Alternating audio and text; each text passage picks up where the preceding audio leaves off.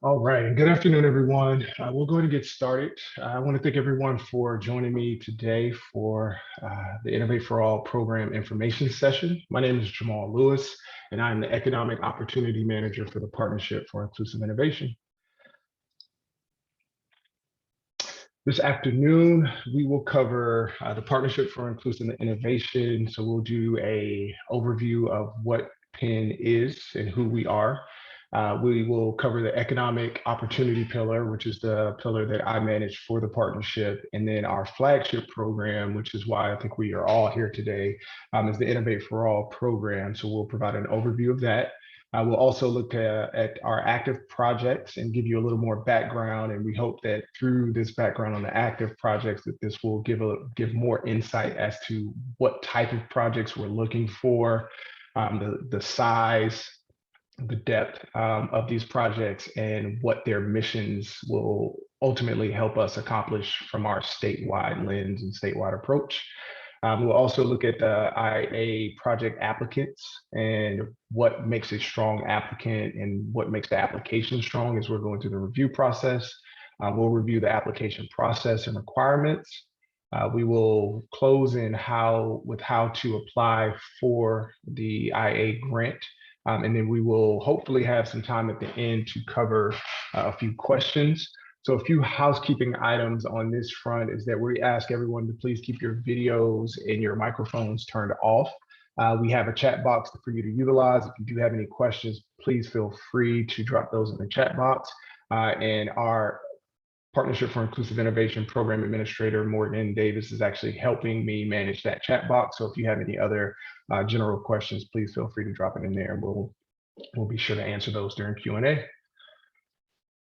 So to get started, for the Partnership for Inclusive Innovation, our mission is to advance, establish emerging innovators for a stronger Georgia. These emerging innovators that we're looking to connect with have opportunities, projects that look to expand inclusive innovation, advance existing entrepreneurs while identifying and helping new innovators succeed. And then the final thing is find and unlock the promise of innovators who have traditionally been shut out. So that really covers that really inclusive lens that we look to work under. The partnership defines inclusive innovation as improving access and opportunities for all Georgians to drive innovation and create opportunity for all of us to thrive together as a part of the innovation ecosystem for the state. The guiding principles, which is a very, very key element of your proposals and the applications. And this is how we look to figure out if your project closely aligns with the Innovate for All program and as well as the partnership. And this is like a key indicator of if there's strong alignment, if it's a good fit for our program, and then how it also gives like a process for how your project should go about connecting the dots to build this innovation ecosystem that we're looking to curate through this program. So the guiding principles, innovation, opportunities, and shared economic access is the result. Our principles are connectivity, talent, diversity, sustainability, and identity. And how we look at these is your ability to connect and collaborate within the innovation ecosystem within Georgia. So with a lot of these projects that we're looking for you all to submit will be, how does this project collaborate with other stakeholders, whether it be local government agencies or chambers of commerce, development authorities, private companies, public institutions, or public entities such as nonprofits? How do you use these elements from within the existing ecosystem to expand and add value, bring value to the project? From a talent standpoint, one of our big pillars is the talent retention and attraction. So we were looking for solutions on how to retain some of the world-class talent that is here in Georgia, but as well as attracting new talent to also be able to build these innovation ecosystems, and sustain them as well. Diversity, us being inclusive, diversity is a very big component of the work that we will do here. So we are looking to provide and unlock new models of innovation that's accessible and provides opportunity for all people in all parts of Georgia. Sustainability, we want to be able to sustain the resources, the investments, a lot of the relationships that are built through the work that we do within the partnership. We look for these projects and these programs to sustain those. So even after the project has ended with Penn, we will continue to support you through those project executions and the growth cycles, but we also really expect that the project sites that are looked at are sustained and have all of the capabilities necessary to do so. And then identity. We want to position Georgia as the technology capital of the East Coast. And so how we do that is that we have to have great innovative projects, great innovators from Georgia, as well as great stories that come out of these projects that we're working on. And so together we feel that if we're working within these 5 guiding principles, that we activate the partnership and then we are able to accomplish our missions and our goals. So next we'll cover economic opportunity. Economic opportunity for us, that is again the pillar that I manage. And so how we define economic opportunity, or the mission of economic opportunity, is to amplify the impact of statewide programs and initiatives that improve economic and community outcomes. And we do this by expanding innovation access and opportunities with a focus on the places that are often overlooked as hubs of innovation. So again, when we're looking at our projects, I think one thing that we really want to talk about is that there has to be an economic opportunity, economic outcomes a part of these projects. So unlike some organizations that work within innovation, we have a very specific goal and role that we're looking to play. So one thing that we will look to do is being a part of the ecosystem and a connector, is that if we find projects that are really good and really strong, that just may not be a good fit for the Innovate for All program, one of my challenges or tasks that I'm assigned to is to be able to help find opportunities that may be a better fit, because we realize that we can't fund every project and every project may not be a good fit for what we're looking to accomplish through the partnership, under the partnership, and through the economic opportunity pillar. So the next thing, and again, we talked about this, the reason why I believe we're all here is the Innovate for All flagship program, which is housed under economic opportunity. And the purpose for the Innovate for All program is to scale economic opportunity. The Innovate for All program funds and supports proven innovative programs, services, and technologies created by Georgia's innovators. So let's dive into the Innovate for All program and give you more information on this. Again, Innovate for All, what is it?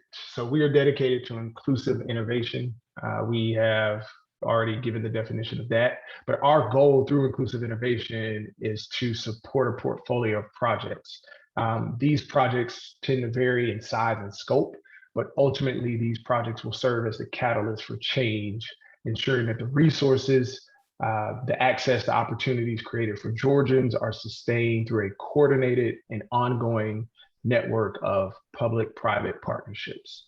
And so to achieve this sustainable inclusive innovation statewide, the partnership will leverage resources in entrepreneurship, technology, to build a partnership network that supports our commitment to enhancing connectivity, talent retention and development, and providing access to capital that will set Georgia on a path of prosperity for all.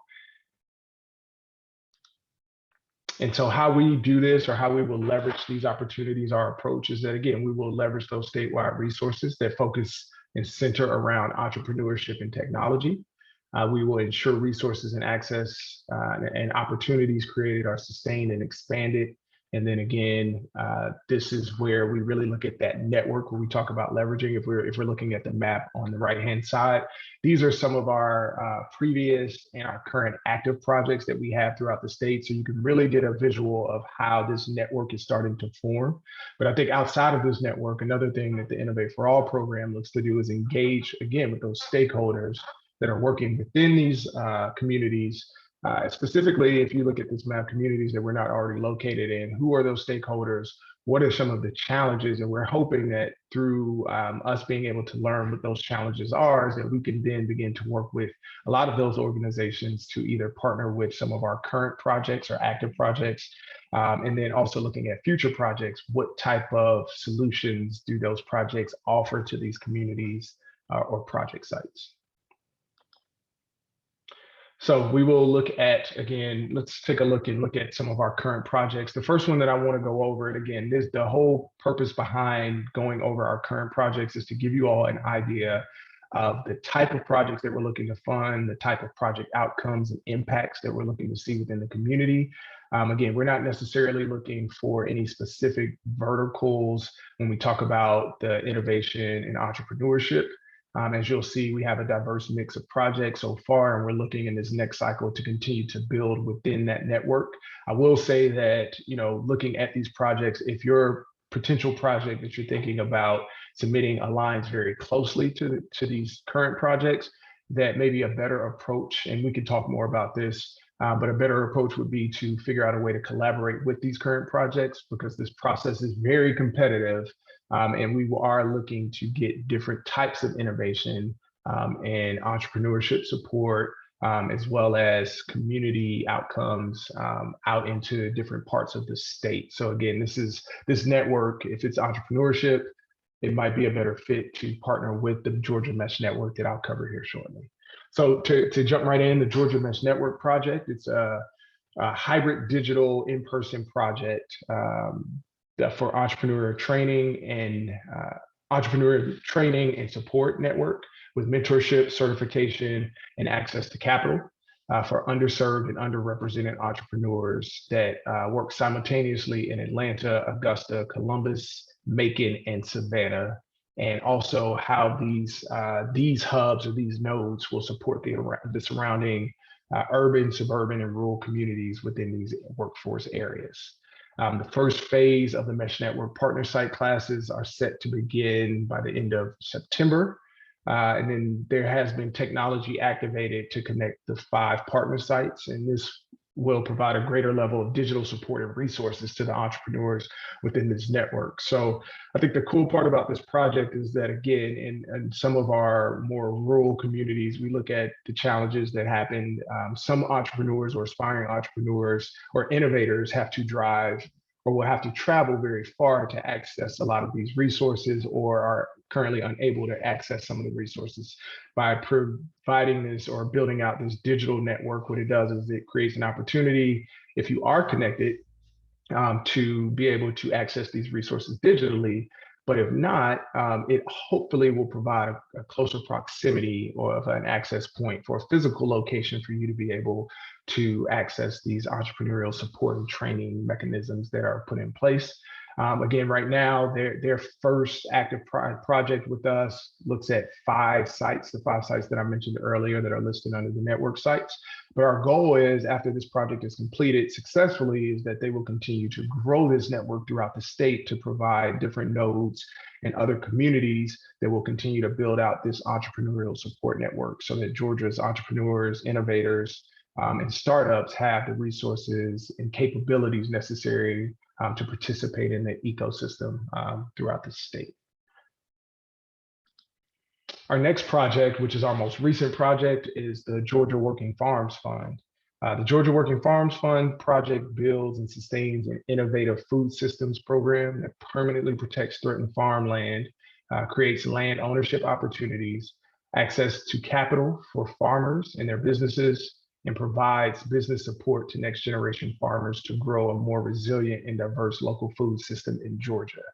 I think the big part behind this is that we saw, based on our most recent economic hiccup that was caused or spurred by our current pandemic, is that we saw breakdowns in supply chains such as food systems, and how certain communities have challenges accessing healthier local foods, or how even our larger communities, our metropolitan areas throughout the state, have challenges getting the proper food, healthier, proper food in their communities as well. And so what this project does is, number one, it supports rural communities that are initially right outside of Atlanta. There are plans for this project to expand as they grow.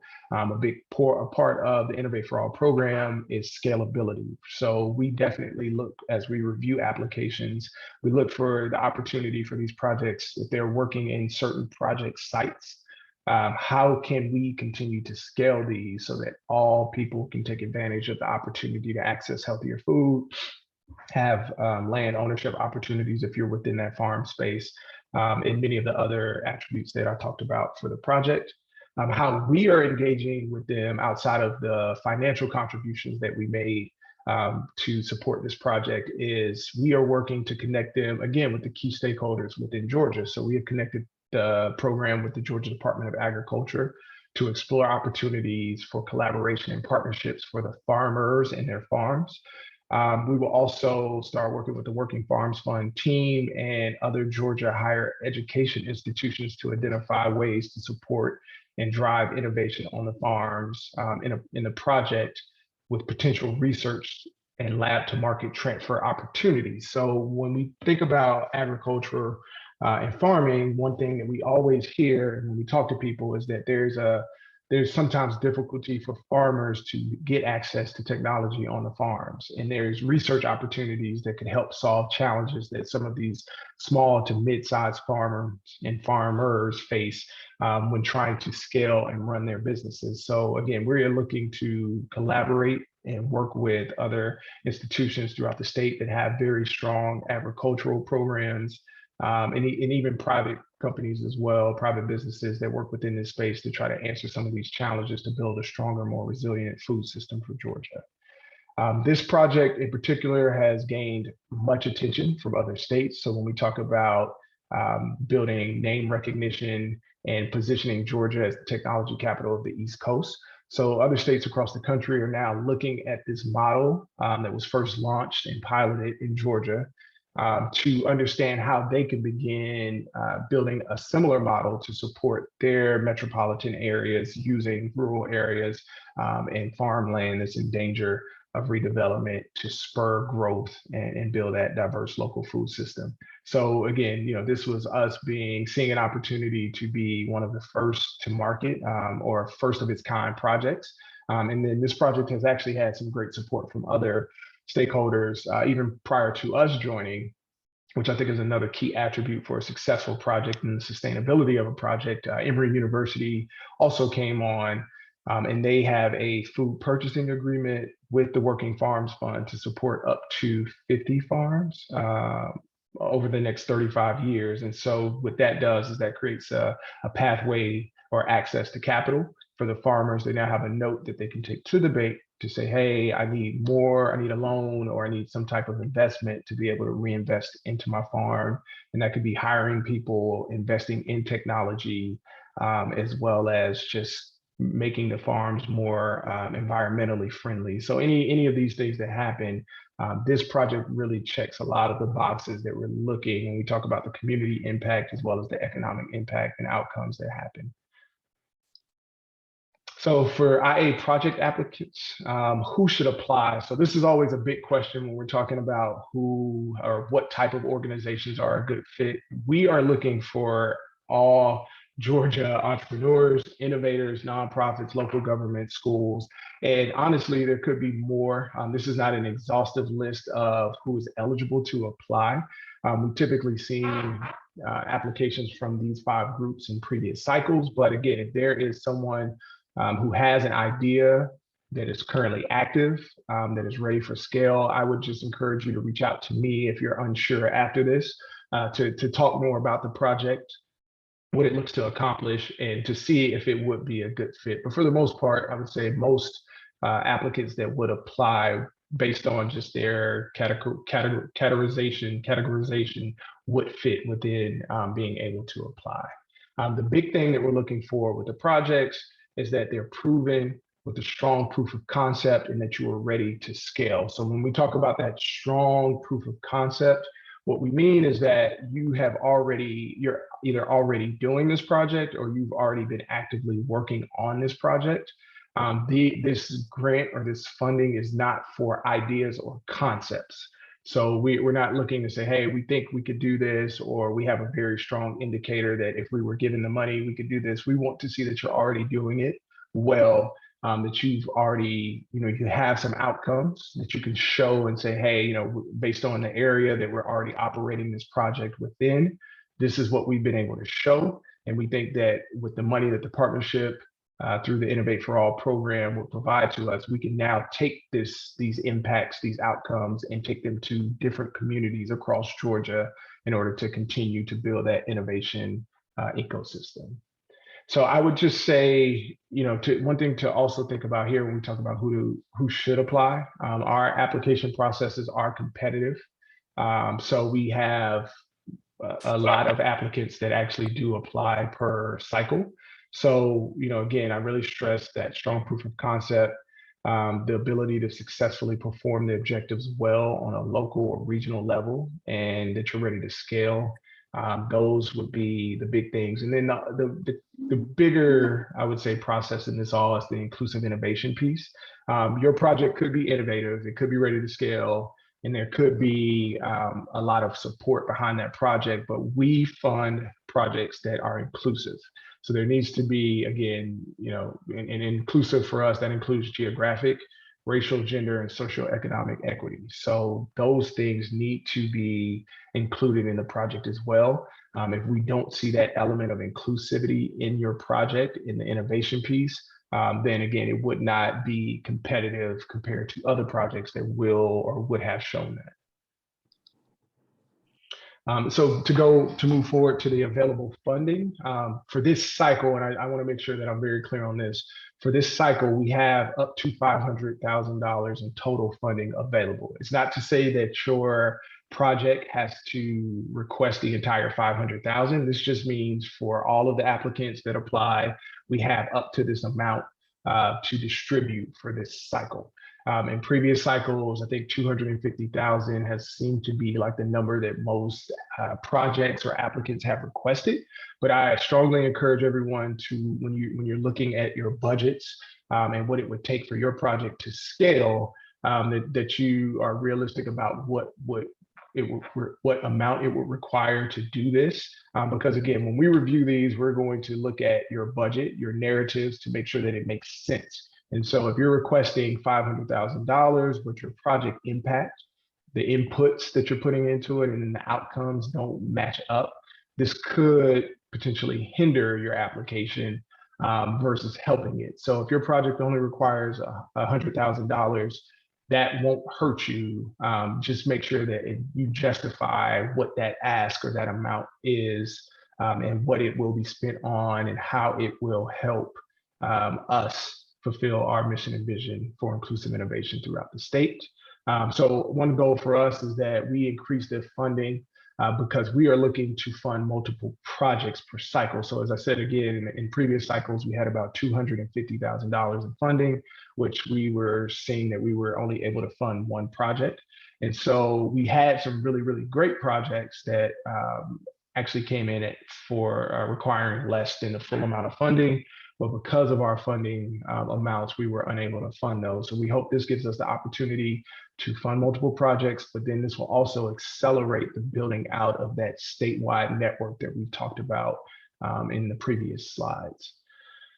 So what we will not fund, I think we're still answering this after each cycle. The one thing I love about working in the innovation space is that there's always a cool new idea that will require us to have a deeper level of thought. So even in some of the questions that you all are hopefully dropping in the chat box, there will be some that I will not be able to answer right now, but I definitely will get back to you with answers to those questions. But I think for right now, we know we will not fund our projects that do not create inclusive innovation, access, and opportunity. Projects that do not or cannot scale impact statewide. So for this one, I wanted to say, if your project does not scale or is not in a position to scale, this isn't a bad thing. It may just mean that this cycle is not the right cycle for you to apply. And this is an opportunity for you and for myself and your project team to engage maybe in a one-on-one meeting to figure out a way that, from a partnership standpoint, that we can help you all develop and better get in position to be more competitive and be a better fit for future cycles. So this becomes more of an opportunity for us to work with you in helping you get in position to scale. So I will say that if your project does not do that, don't look at it as you should not necessarily apply, or that you're not a good fit for funding. It could just be right project, wrong time. And so, like, let's have a deeper level of conversation there to figure out how we can get you and your project in better position.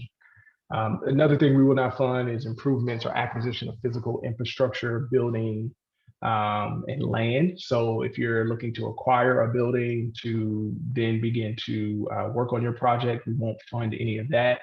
If you're looking to do any lab build outs, we won't fund any build outs of labs. Again, this funding is for scalability and programmatic efforts throughout the state. So this is, again, providing access and opportunities in the entrepreneurship, innovation, community space that we want to really see. How can we improve opportunities, quality of life for all Georgians? And the next thing we won't fund are project concepts or ideas. I covered this earlier, but I want to reiterate this, is that if you don't have a strong proof of concept, then your application more than likely will not be competitive. And the reason why we've seen in our first couple cycles is that when you have projects that have not started, there's a lot of lead time and there's a huge learning curve that takes place, which then means that it could be 6 months or 9 months or even a year before you're actually able to properly begin to work on your project inputs and start to produce outcomes. So we really want to make sure that these projects, especially this first phase of initial projects, that they're ready to go. So once we provide funding, we're able to jump in and help with some of the other resources and the connecting that we'll do, but you all will lead the project and you already have established relationships within the communities that you propose to us. And then the project can begin to start to help people across the state. And then finally, research projects. We do not fund research projects. Again, these are more outcome impact related. So we do have other programs that focus around research. So if you are interested in potential funding for research projects, please feel free to reach out to me, and I would love to connect you with some of our other project manager or program managers that manage some of our other areas of expertise. And so program benefits, I think, a lot of people focus on the one-time financial grant funding that's available, but some of the other, I would say, very, very important benefits of the Innovate for All program would be the project management and communication support. So we will help bring awareness to your project. As I talked about earlier, with people having similar projects to some of our active projects, that might be an opportunity to connect to help amplify the impact of that project. So it's not necessarily that we're just giving the money and we just kind of step away. Like, we want to help you grow these projects and to make sure that they're successful, and that even after the project ends, that it continues to scale and produces great results. The access to the PEN statewide network of partners, supporting organizations, and current and alumni projects. So we currently now don't have any alumni projects. We are still working on our first set of projects. But again, after those projects are ending, we have an alumni program that we'd like to roll those into, where we continue to provide support. But again, this is our way of continuing to help projects after they've ended, to ensure that these resources are sustained and that the innovation systems are growing. Smart Community Core Research, which is our student-led research program. And here, again, if you're interested in more information about the technical support and the Community Core research opportunity, please feel free to reach out to me, and we could provide more information there. And then we've talked about the continued project support after the completion of the IA program requirements. This is something that we really, really want to stress, is that it's not that we're being invasive, but again, we just want to make sure that you know that we're here, we will be here after the conclusion of the project, to continue to support and help however we can. And then, so for project eligibility, again, we've talked about some of these, but proposals must be inclusive to be considered for funding. Inclusive innovation is the top priority. If we look at it, there's not an inclusive element, then we immediately have to put it in the pile. It says it's not a good fit right now. And then we can work with you to figure out ways that you can incorporate inclusive innovation within your project to make it maybe a fit for a future cycle, or find other resources that are available that might be a better fit for your project or program. Projects that benefit the economic and community ecosystem of Georgia, projects that position all of Georgia to be a hub for innovation. And then notice again, there are specific areas of focus for the partnership, and that goes back to the pillars, the access to capital, again, the talent retention and development, and then also just the access and the access and connectivity piece, like how are we connecting not only to broadband, but as well as how are we connecting people to resources and opportunities. So we talked about this earlier, but again, I wanted to drive this home. IA projects, they vary in size. So when people, I get that question a lot, people are asking, what's a perfect size for a project? And what scope? It's not so much about the size or the scope, it's about the impact and the scalability of the project, in that it is inclusive and it's innovative. And just know that, again, these will serve as our catalyst. So we empower these organizations through the funding and the resources to build a network, ensure that the resources, the access and opportunities that are created are sustained. And then we will also partner to have that coordinated and ongoing statewide network of support for the projects. And then application process and requirements. One thing that we really want to talk about, and I get this question a lot, what does a good proposal look like? So this is really where there's not a perfect proposal, but here are just a few guidelines. And this is, again, not exhaustive, but this is like from what we've seen so far. These are what made our winning applications very strong. And then some of the applications that ultimately didn't win, but made it very far in our process. This is what we saw and what we would love to see for future submissions. So first one, proposal includes all of the requested information in appropriate sections. I can't stress that enough, because we're looking at these applications. And so when we have to jump around a little bit and figure out where certain information is because it's not in the right section, it really takes away from our ability to be able to look at the project and for what its outcomes and its impact will be. So I really encourage everyone to please, based on the best of your ability, provide the requested information, all of it, in the appropriate sections. And then also please use the provided document. So I know we have a budget template that we provide. There is a sample project application on our website under the program overview. So before you actually go in to apply, or you click the apply now link, there's an opportunity to look at the questions, how the application is structured. And that's been up for maybe a month and a half now, or at least a month. So hopefully we try to give everyone some time to be able to review that before we actually make the application live on our site as well. We want to see that the program is supported by a strong proof of concept. So when we look at the requested business plan, this is your opportunity to really show us what you plan to do, how you plan to do it, to talk about the qualifications of the team that's involved in the project, some of the relationships that you've already established or in the process of establishing, and then how that all will culminate into helping you provide this project. But the other part is, it also is an opportunity for you to show us what has been done, what challenges you faced when you worked on this project in the past, and how you've addressed those, and how you see what you've learned and those experiences being able to help you as we look to scale geographically throughout the state.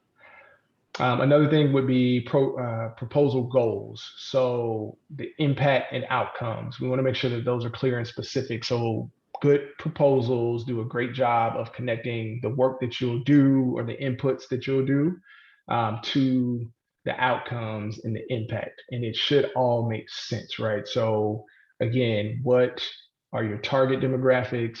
How are these communities, as well as the economies around these communities, how are these all improved by the inputs or the goals of your program, what makes this innovative, and how this can help Georgia be the innovation capital or the technology capital of the East Coast. Project inputs, we've talked about that. We want to make sure that it makes sense. It's the work that you're doing connects to the outcomes that you're proposing. Outcomes and impacts are closely connected to the partnership guiding principles. So again, there has to be a strong alignment with the partnership. And so we want to make sure that we have goals, we have missions that we have to fulfill. And a part of this is that your project is helping us do this. So with the resources and support that we're providing, we're expecting, or there's an expectation that your project will help us fulfill our goals and our promises through that are aligning with the guiding principles of the partnership. We also look for a unique aspect of this project. So your project fills a gap in inclusive innovation, access, and opportunity. So again, if there's someone working within that in that gap already, and that they're doing something very successful, again, it really, for us, we look at it and say, okay, does the funding make sense when there's another project that fills a gap or an opportunity that we can fund and really start to see impact go on? And then the narrative, this one is really important. Your budget needs a narrative with it. We provide a budget sheet, but again, we need to understand if you're spending, money on certain things, why it makes sense for your project, how it will impact outcomes, and then how our money helps as far as scalability. So this whole thing is a process that we are able to look at your application and understand how it supports our goals and our missions. And just reiterating again that to please use the budget template provided, because again, when we have several different budgets submitted using several different formats, it makes it very difficult to read and understand. So, at any time, if you're working on the budget and you have questions, please feel free to reach out to our team, and we'd be more than happy to answer any questions that would make it a little easier and a little more straightforward to answer these questions. So from projects, to talk more about what we're looking for with the projects, it's not a requirement that your projects are collaborative, but we strongly encourage collaboration with your projects. So this is multiple entities, multiple organizations, multiple people being involved, because what we've seen so far is that if you are the only person working within this and you don't have that strong network of support to help you when you run into challenges, to overcome opportunities, to scale the project, it takes away, it could either cause delay in project outcomes and successful completion of the project, but also it could actually completely hinder the project from ever being completed, right? Or the sustainability of the project suffers from this. So we want to make sure that proposals will build on previous current project successful implementation.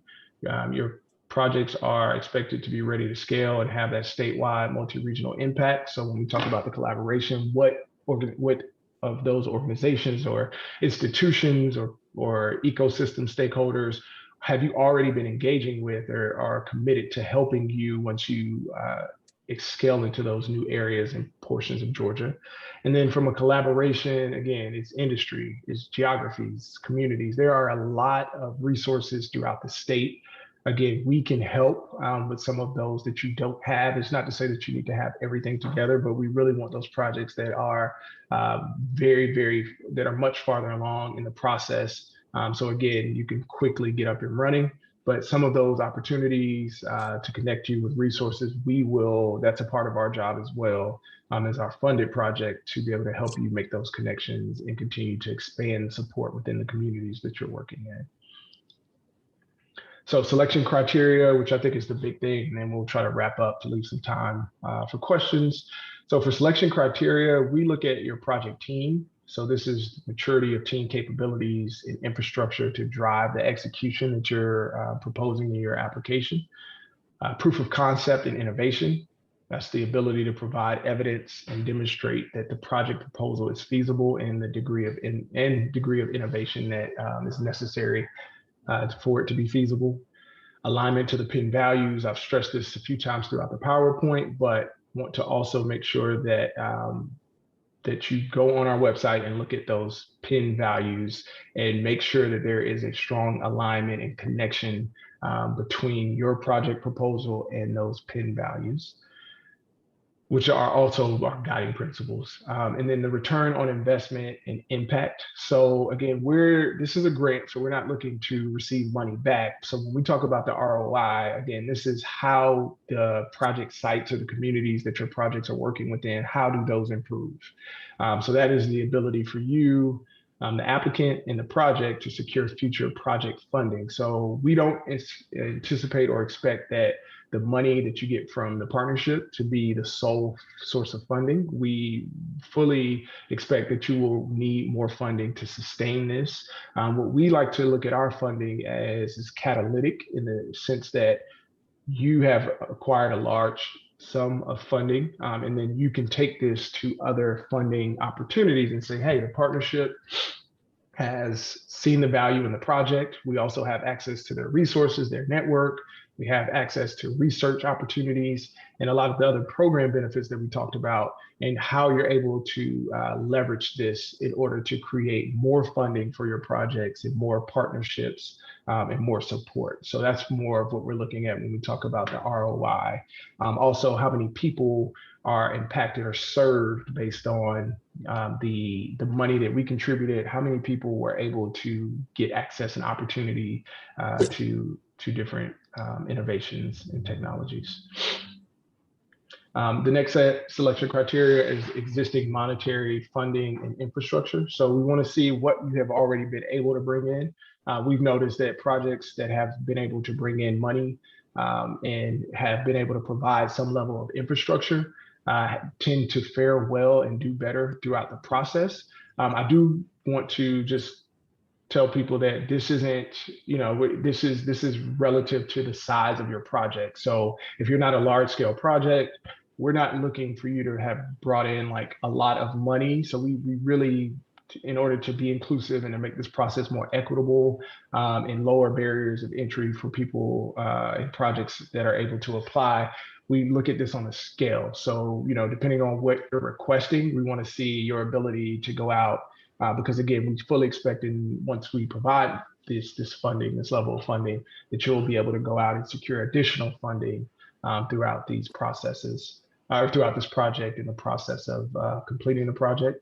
We also look at the scalability of the project. So again, if we determine that the project can't scale based on what is submitted in the proposal, we grade it accordingly. Your network of support, we really want to see the level of support from the key stakeholders. And we talked about this, the collaboration, partnership, supporting organizations within proposed project site communities.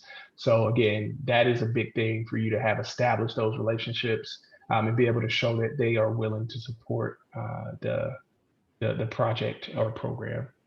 And sustainability, again, the project is active, but again, there's a successful completion date that we have.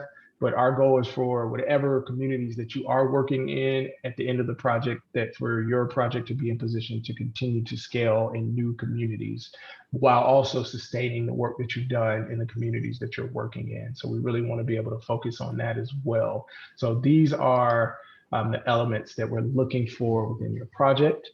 And then again, just reiterating, the application process is competitive. So we have a team of reviewers, as well as the internal Innovate for All team, that will review your applications. We'll score the projects based on the selection criteria that we just went over. A part of that is that, we look at all of the information that you have submitted, and then we will make a determination. From that initial list of the first phase of applications, we will then look to see which applicants we feel have the strongest proposals. And those applicants will be contacted to schedule an interview round, which is where we can ask there might be a requirement to provide a little more information or something that we're just not seeing in the proposal. And then this is our chance to get to know the project team a little better, as well as get to understand the project components of the project as well. And so in that second round, we have a committee, I would say, of reviewers, and these are typically subject matter experts. So if some of you are asking how are they able to determine if our project is feasible, we look at the projects that we've selected, and we typically through our network, we'll reach out and try to identify people that work at a statewide level that have a very deep understanding of the project and subject matter that you're proposing. And they will be able to look at it, review it, and tell us where the holes are, where there's opportunities, and this will culminate in those questions that we'll ask in that interview round of how have you thought about these things, and like what is your plan of action on how to fix it. Proposals must be inclusive. The final funding decision is made by the Penn Board of Advisors. So again, we go through this review process, but the ultimate decision comes from our Board of Advisors. We typically like to take multiple projects and present them to the board. And based on their decision and their voting is how we determine which projects are awarded. And then my last piece from the competitive application is read the application, review, and use the provided documents, and then read them again to make sure that you understand what we're asking, how we're asking it. And then also inclusive innovation is definitely our top priority in this process. So I think in closing, that pretty much covers everything that I have for today. Just quick reminder, project applications close on October 11th. We will then go into the first cycle and then follow that up with the second cycle that we talked about. We hope to have a decision made by December on the winners, and we will notify everyone of their status. But again, in innovation, opportunity, and shared economic access is the goal for our project. So please ensure that your projects have an element of this. And also to apply, I think we're going to drop it in our chat box. On our website, if you go to penngeorgia.org under Innovate for All applications, you will see on the right-hand side, there are some buttons that you can browse through to get more information, to get that PDF of the questions. So before you click on the apply button, you can look, and then also there are some other resources and documents that you can have here. And then also final closing is that we will post this a recording of this information session on the website as well. So if you need to refer back to it, that will be posted on the website for you to utilize and to also be able to share with other projects that you think might be a good fit for the program. So I want to close with a thank you and then encourage you all to follow us on LinkedIn, or to connect with us on LinkedIn and follow us on Twitter. But I'd like to open it up for the Innovate for All Q&A session right now. So. Okay, Jamal, we had some really good questions in the chat. Perfect. So I'll just throw some out and then you can go ahead and answer them. So with regards to the available funding, the 500,000, is it 500,000 per project, or is it in total shared among the winners? Yes, and a great question, and thank you for that question. It is $500,000 total for funding. So that will be shared amongst the winners. Again, it's not a certain amount that is dedicated. I encourage everyone to submit your budgets based on what you feel up to 500,000 that your project needs in order to fulfill the outcomes and the impact. And then based on that, after that, it's on us and the Penn team, as well as our Board of Advisors, to determine which projects most fit and best align with the partnership's guiding principles. And then we will award winners after that. So a related question is it possible to get partial funding, or is it all or nothing based on what you ask for? Yeah, so partial funding, I'm not quite sure what that means. Again, based on what I said, it's like you don't have to request the entire 500,000. So I think the answer to that question would be yes. Again, we want to keep them. We're not doing any micro grants, so I should say that. So we want to make sure that they're, I would say, at least $100,000 or more. But again, it doesn't have to be the full 500,000. It doesn't have to be half. It's literally whatever your project would need to be successful and execute your project proposal. So does the Penn team work with economic development organizations in the state? We are engaging with them. So from my background, I actually came from the economic development world, so have some really good connections. I'm a big believer that a lot of the economic development authorities and organizations throughout the state, as well as the chambers of commerces, are really great partner organizations and collaborators for us. So I think, again, in a lot of regions within the state, those are the gatekeepers and the holders of the ecosystems. They really have a really good understanding of what's going on within their communities and can help us navigate and get our organization and our mission in front of the right people. So yes, that is something that we are working with. The Georgia Department of Economic Development is a part of our board of advisors. So there is, as well as the Department of Community Affairs. So there is a high level of oversight there to make sure that we're keeping that in mind. But honestly, I would encourage any economic developers, anyone in that economic development space, to reach out to me if you have ideas or ways that we can better work within your communities or regions to help spur innovation and entrepreneurship. So related to that, if there's an interested party, how can they learn more about and begin to build relationships with our existing partners and projects? Yes, so our existing partners as well as projects are listed on the website. If you're looking for the Innovate for All partners, if you go to the PennGeorgia.org under the Economic Opportunity tab, you'll see active projects listed.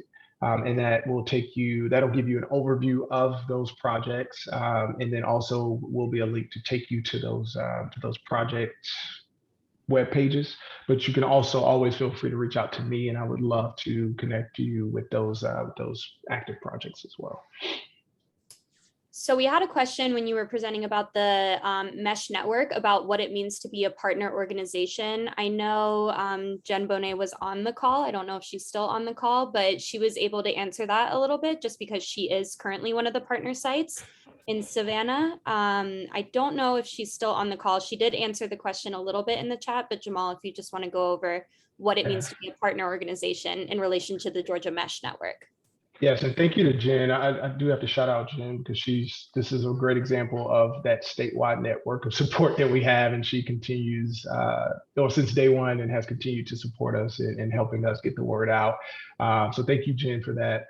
So to be a part of this, you would apply to be accepted into the program. They're not taking new applicants right now because they're in this active project cycle with us, and we want to prove that they can scale to different sites. They started off in Augusta and had done this project very well in Augusta and brought on those other 4 sites to begin building out the mesh network. So yes, if you do have questions, please reach out. I can connect you with the team, the project team there, to provide a deeper level of information. But essentially what happens is that you're brought into this network. You're provided with the resources. This is mentorship, education. There's capital pathways, so access to capital is created. And so everyone within the mesh network shares these capital partners. They share these mentors. They try to work with these local partners to find local mentorship as well. But if there is maybe some challenges within those communities with finding those, you can actually be connected with a mentor from another region.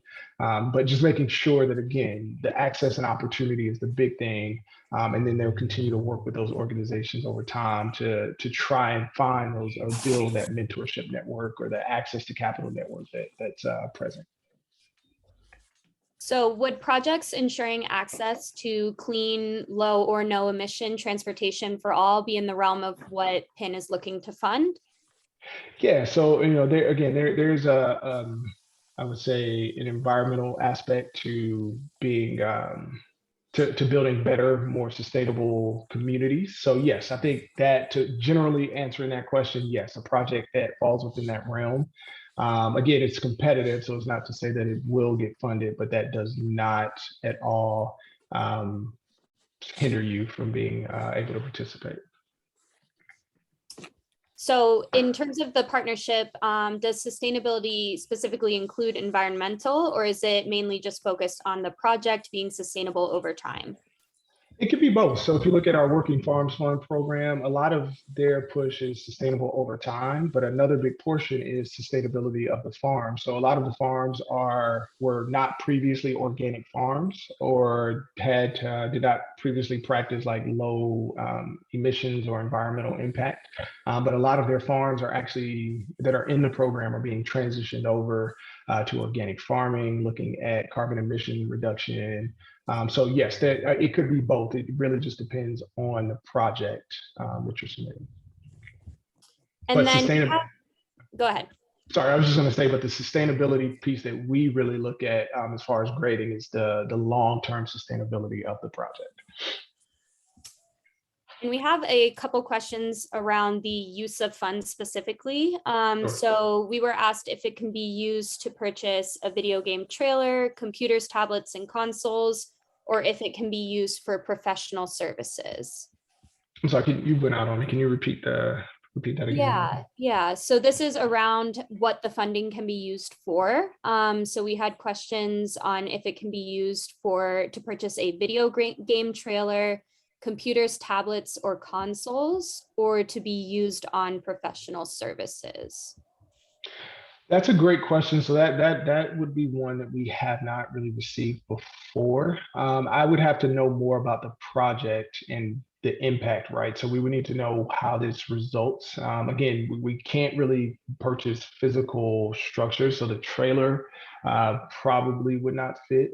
The consoles, some of the other things within there, I think just would require a deeper conversation. So I won't say necessarily no, it can't be spent on that, but I would need to understand how that works within the greater project scheme.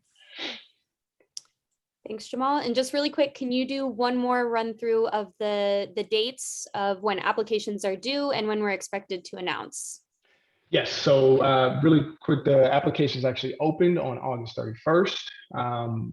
The application will close on October 11th, and we will hope to notify or announce the winners by sometime in December. I don't have an exact date, but it will be before the holidays there that we will notify the winners, and then we'll probably make the announcement of the winners after we return after the Christmas holiday, New Year's holiday. That's all we have in the chat. All right, perfect. And then one other thing, if you are interested in connecting with me, also on our website, there's a link to schedule some time. I will be available to have like some quick, brief conversations to answer some more questions that maybe were not covered. But I just want to close by thanking everyone for their time. I know we have maybe 2 minutes left, so are there any last minute questions within the chat that maybe have just popped up that I can answer? But if not, we will, it looks like we've covered everything. So yeah, it looks like we'll go ahead and close out. Again, feel free to reach out to me with any questions.